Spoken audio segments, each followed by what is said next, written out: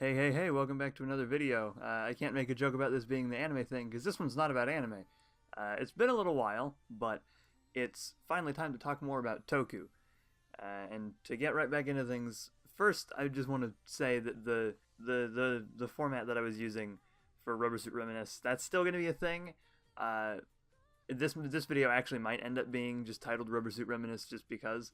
But as I record it, I plan on just putting it in Let's Talk About. But that format is probably not going to come back just because when it comes to organizing that many people to all do a thing and to not be lazy for 10 minutes or whatever, it can be difficult.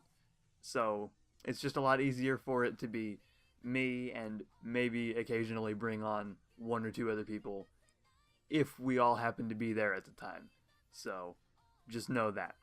But to move back into Toku, Kamen Rider Build has just kind of wrapped up its first 12 episodes. I think 12 is the last one that aired. Yeah, 12 is the most recent one that aired. And considering the secondary was just full-on introduced, or rather just finally got his rider form, I think now's a pretty good time to give an initial impressions on the series.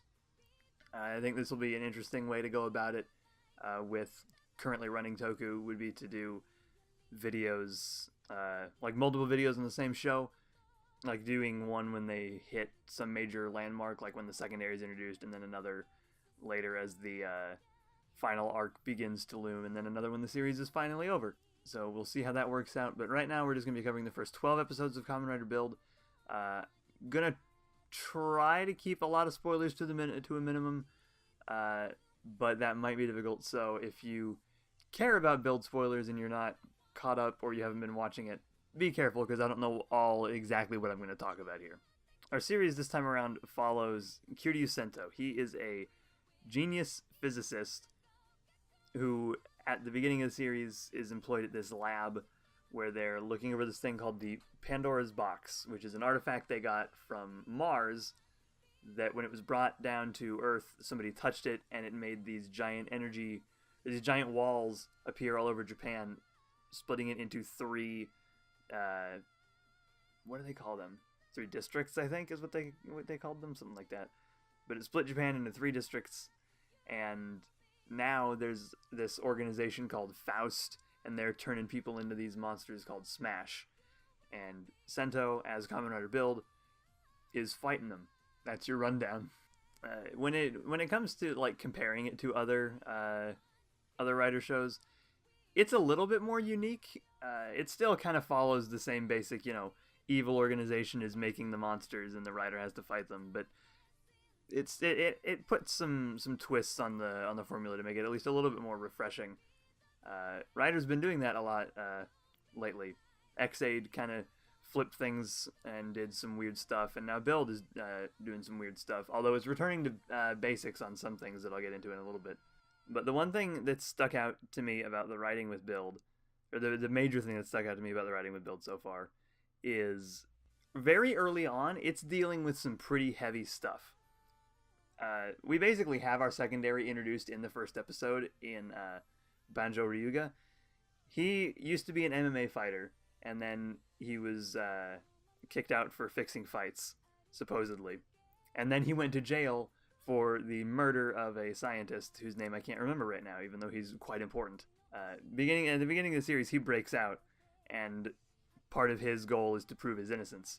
And by episode 3 or 4, really early on, and this is the thing they usually save for near the middle at least, really early on, his girlfriend is dead, like killed in front of him. Build has started out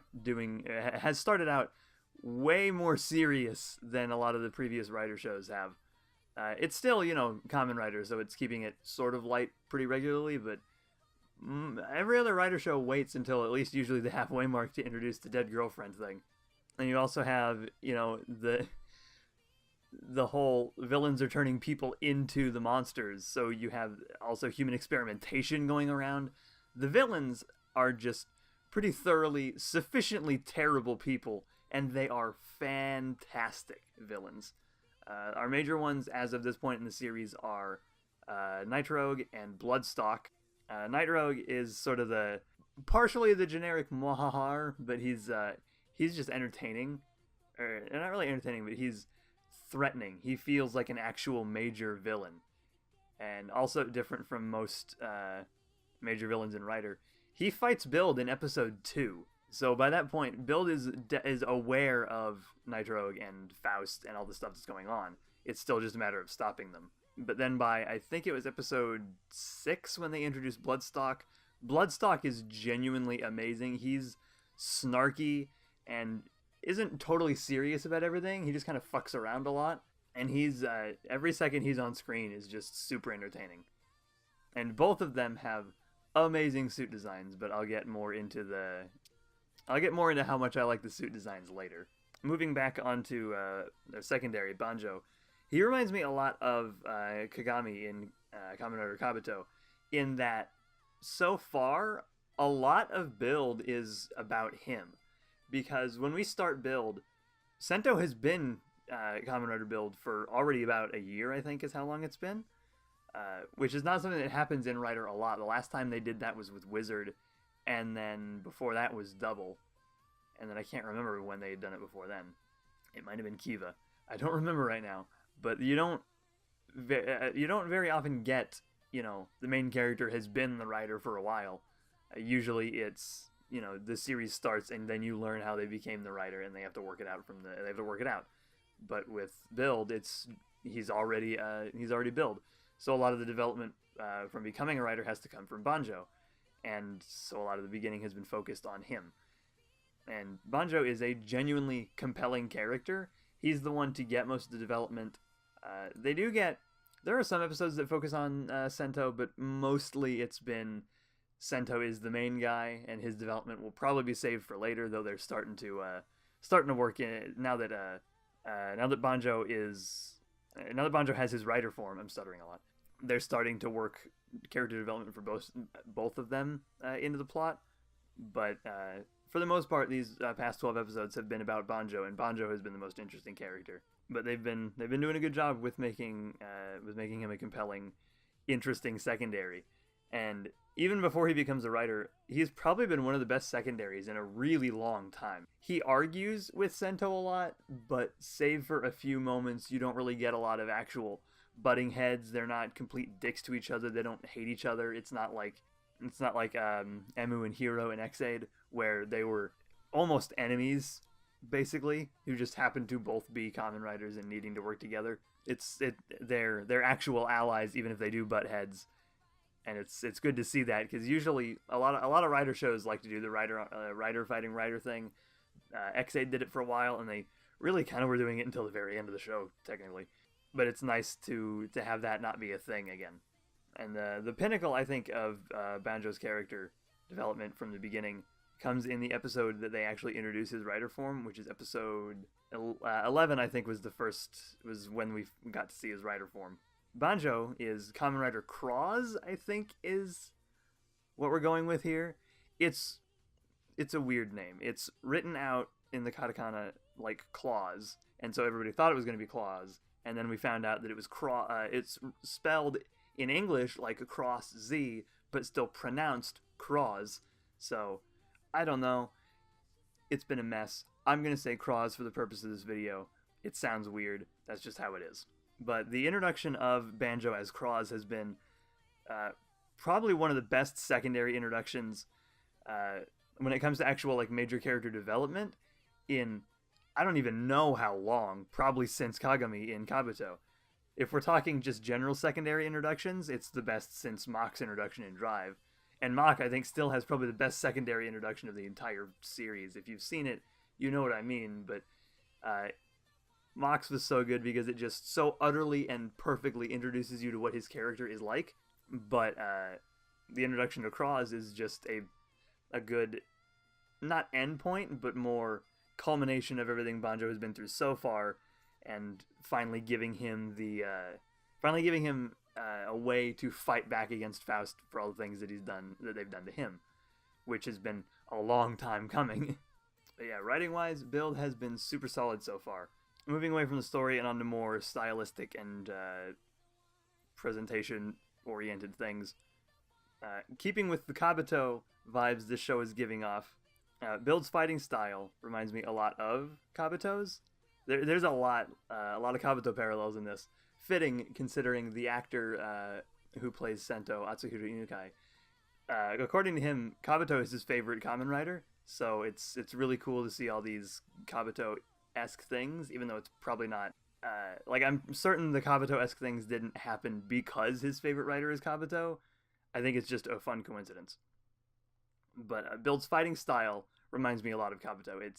He adds a lot of flair to it, and it kind of changes depending on the form, but he'll do a lot of slow, precise movement rather than a lot of like flurries of punches that were happening in Ghost and kind of X-Aid. It's a lot more calculated, I guess.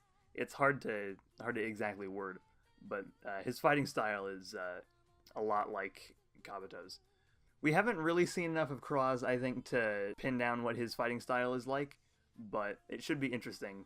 Since Banjo is an MMA fighter, it should turn out really cool, I think. My favorite thing, though, and the thing that caught my attention as soon as we were getting stuff for Build, though, are the suits.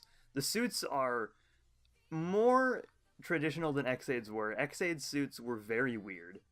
If you were around, I guess, in the fan base when X-Aid was being shown off, nobody thought it was real, and nobody wanted it to be real when we found out it was. People kind of grew to accept it, but X-Aid's designs were pretty weird and extreme. Build is more of a return to form. We have the bug eyes, we have antenna, we have the forehead gem again. But the forms themselves are also still different in that they're double-esque in how they're a fusion of two things. Build has a lot of comparisons to Double. It's inevitable. Although, really, the show itself isn't super similar, and the designs are only similar in that they're half and half things. But the Build has had a track record so far for giving us designs that shouldn't be good, but are. The one that immediately comes to mind is one of the more recent forms, Kaizoku Resha. It's such a strange form. A combination of pirates and trains. You think of what a form like that would be like, and it sounds like it should be the worst thing imaginable. But the actual suit is amazing. I don't remember who's doing monster or suit designs for the series, if they've even released it. But whoever is doing it is doing a great job, because every single one has been a hit. Even Gorilla Diamond, which I think is probably the weakest, just because it's sort of big and bulky. I'm not huge on bulky forms. It's why I wasn't really a big fan of Sagozo and O's, and why I prefer Kiwami to Kachidoki and Gaim. And I know that's a weird thing because a lot of people like Kachidoki. A lot of Build's forms have been great. The standout ones to me are Rabbit Tank, the default, Kaizoku Resha, as I said, Octopus Light, which hasn't technically debuted yet. It's coming next episode. And Hawk Gatling is also great. Like I said earlier when I was talking about the villains, Bloodstock and Night Rogue both have fantastic suit designs. Night Rogue is probably my favorite suit from the show still, and one of my favorite rider suits, not just in recent years, but probably of all time. It's just so good. A lot of people don't like that it started out as all black, like the undersuit, but now it's kind of been changed to brown. A lot of people have complained about that. Personally, I think it still looks fine. It look better in all black, but the brown doesn't ruin it. And Bloodstock also is such a good suit. He has like a scarf that's a snake, and I can't not love that. Like I said, whoever's designing the suits, fantastic. Especially on the villains. They're some of the best that we've had in a long time. And then the last suit I want to talk about is our secondary, Cross. If you can't tell, Cross is based on a dragon, and it's a really, really good suit. I like that it uses the same undersuit as Build, and you can see in the transformation that it is still essentially a Build suit. The flames on it are a little odd, but I think they kind of still work with the design regardless. But my favorite part of it, honestly, is probably the helmet. A good rider helmet goes a long way in like making a really good suit stand apart from others, especially if you're doing something where a lot of the base suits are similar. Like a good helmet can take a suit that normally would probably just blend in with some of the others, especially if it's using a similar style, and can make it stand out. Like a lot of the Kabuto suits from the neck down are pretty similar. Some are literally identical, and so the helmets are what need to make them stand out, and usually they do. With Kabuto, especially in the case of Sasord, oh man, that's a great helmet, and it really makes that suit. And Cross is much in the same way. It's a lot more uniform than Build's designs are, simply because he only uses the Dragon Full bottle, but it still has Build vibes about it, which I like. But yeah, the suits are good. I think that's really about all I have to say about Build so far. It's kind of a long video. It's 20 minutes in the recording, but there's a lot of dead air and just random stuff I need to cut out, so it'll probably be shorter, but it's a bit of a longer-ish video. I say that, and like 2 of my last ones were 20 minutes, but yeah, that's about all I got to say about Build so far. It's good, and I'm looking forward to seeing more. And if you enjoyed this video, then you can subscribe and hopefully be notified when I make a new one. But if YouTube doesn't tell you, then I'll tell you on Twitter, which is linked in the description below along with a couple of other things. Or if for whatever reason you want to see some of the other stuff that I've done, then on screen right now are 2 of my previous videos. The one on the left is the last video I did, which was on Fooly Cooly, and the one on the right is something else. Probably another Toku video because it's related. But that's all for now, and I will see you guys next time.